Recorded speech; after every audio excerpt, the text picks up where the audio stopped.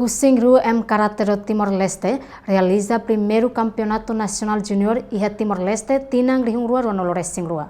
Chefe comissão organizadora primeiro campeonato nacional junior Kusingru M Karate do Timor-Leste, Saturnino GB Caldas informa ideneli husi conferência imprensa e hadili. Quinta-feira, loron sanolo resin 5 bulan dezembro tinan rihunrua ronolo resin rua. Tuir Saturnino GB Caldas campeonato Kusingru nacional junior ba primeiro ne se realiza iha loron sanolo resin walu. To loron ronolo bulan dezembro tinan rihunrua ronolo resin rua. Iha fatin ginásio da Sporto dili. Atleta Sira iha campeonato ne mai husi município Aileu, Ermera Bobonaro no município Covalima. Kusingru Nacional Junior ba primeiro nebe masih realiza e loron domingo to terça dia 8 to 20 de dezembro de 2022 e a ginásio Desporto dili colocar game tadi e a campeonato estamos participando si atleta Sira mai si município Aileu, Ermera, Bobonaro, Covalima.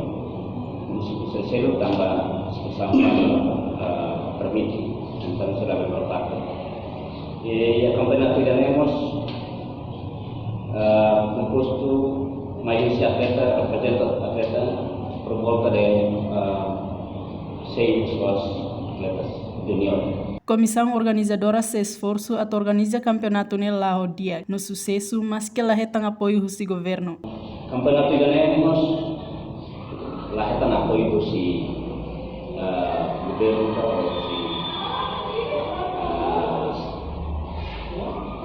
tidak rival. Baik, terus orçamento básico khas usul reunião dulu. Omos contribuição baru mai si paisera o mas pakai sebenarnya memang bisa kedua dan contribuição